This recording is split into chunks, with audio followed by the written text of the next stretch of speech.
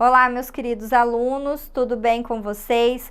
Hoje nós vamos falar um pouquinho da assistência relacionada à família no contexto do autocuidado. Eu sou a professora Maiara, seja bem-vindo para mais uma aula. Então, independente de qual membro está a família, esse paciente ele vai estar assistido, né? Então, ele é imperativo e é necessário ter um claro entendimento do controle interpessoal do problema que o paciente vai ter. Então, a família, no contexto do autocuidado, ela tem que ser inserida pela equipe multidisciplinar ou interdisciplinar, e nós devemos lembrar que nós não vamos estar cuidando apenas do paciente, nós vamos estar cuidando da família em si. Então, se a família é uma família desestruturada, consequentemente, ela não vai ter alguém para cuidar do nosso paciente, do nosso cliente. Então, é necessário a gente já abordar sobre os amigos dele, né? Se ele tem um vínculo na igreja, por exemplo, se ele participava de algum grupo, né, de futebol, para a gente poder ir atrás dessas pessoas para que tenham um suporte adequado no cuidado da assistência da família. Nós vamos ver que a família antigamente ela era criada pelo pai, pela mãe e o filho, né? E hoje existem vários tipos de famílias. Então é importante vocês conhecerem quais são, né? E sempre com ética profissional nós devemos respeitar cada família. Então quem que faz parte desse sistema familiar, né? Há pessoas importantes para a pessoa ou para a família que não estão presentes. O pensamento sistêmico, ele foca-se nas relações, não só dos tratos entre os elementos da família, mas também entre as relações entre a família e o profissional que vai trabalhar dia a dia com esses pacientes. Por isso, a importância do vínculo afetivo entre a equipe, né? O vínculo afetivo é profissional, mais profissional do que afetivo, entre a família e o profissional, entre a equipe também, tá? Então, ampliando o foco, frequentemente percebe-se que aquele sintoma é a única relação significativa do indivíduo ou da família, questão que se torna mais evidente no caso de condições crônicas. O que são condições crônicas? Condições crônicas são aquelas que passaram mais de 6 meses, por exemplo, e não conseguimos tratá-la, né? Nós podemos entrar aqui com doenças crônicas tais como diabetes mellitus, hipertensão, né? Dependendo da asma ou da bronquite também. A alergia, se ela não for uma alergia menos de 6 meses, se ela for uma alergia mais de 6 meses, ela já vai se tornar uma alergia crônica, tá? Então, crônico, vocês sempre vão estar relacionando a um período maior. Agudo é o que está acontecendo agora, tá? Então, se ela tá com uma infecção aguda, essa infecção pode acabar. Mas se essa infecção é uma infecção crônica, ela já faz mais de uns 6 meses, aproximadamente, que ela já tá com aquele tipo de infecção, tá ok?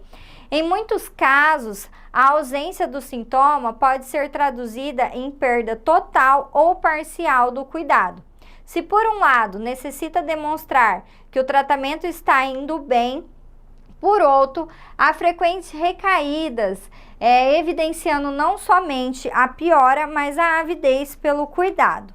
Na prática da assistência domiciliar, os profissionais deparam-se com as variadas compensações familiares, aliás, com as variadas composições familiares, né? Então, além de ditas convencionais, há pelo menos mais 9 tipos de famílias, tá? Então, a família convencional é aquela que nós conhecemos como pai, mãe e filho, né? E existem também a família nuclear, de 2 gerações, unidas pelo matrimônio e com um dos seus filhos biológicos, né? Então, um dele, ou o pai ou a mãe tem o filho biológico, né? Que não é o filho biológico, que acaba sendo o filho do coração, né? Ou da madrasta ou do padrasto, tá? Então, essa é a família nuclear de 2 gerações.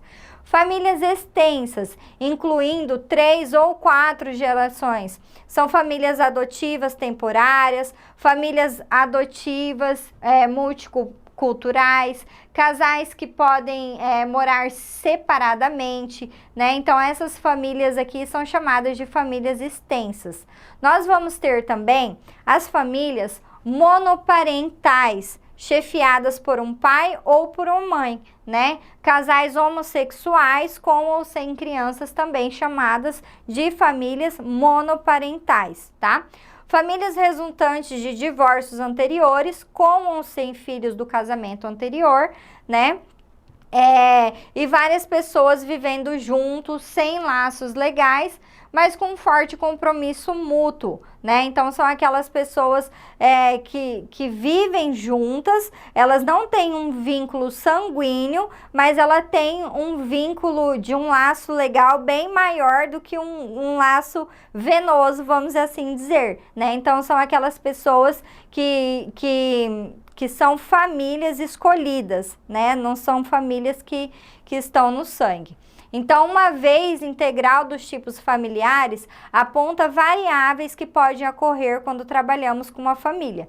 Então, as diversas conjunturas podem criar várias formas de conflitos, tendo em mente que as percepções dos profissionais de saúde não devem influenciar no tratamento.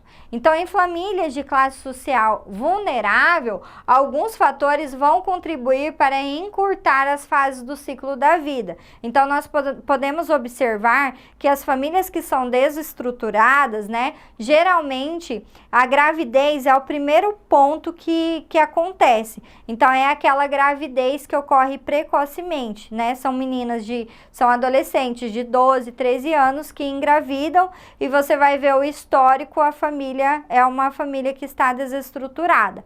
A gravidez, então, ocorre precocemente, geralmente em adolescentes, e com isso as fases de casamento e nascimento do primeiro filho dão lugar à família com os filhos pequenos, né? Então, tendo que estudar ou trabalhar adolescentes e jovens, né?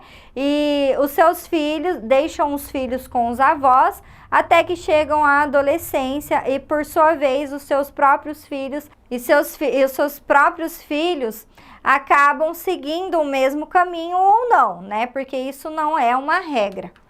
Então, hoje nós falamos um pouquinho sobre as famílias, né? Então, não existe apenas aquela família que é feita por pai e mãe, existem vários tipos de família, e nós, como profissionais de saúde, devemos respeitar, né, a família do paciente, independente de ter laço sanguíneo ou não. O que vai importar é o cuidado com ele. Então, o que importa para nós, profissional de saúde, é quem vai realmente cuidar do nosso cliente, do nosso paciente, tá? Então, essa foi a nossa aula de hoje. Aguardo vocês nas próximas aulas. Até mais!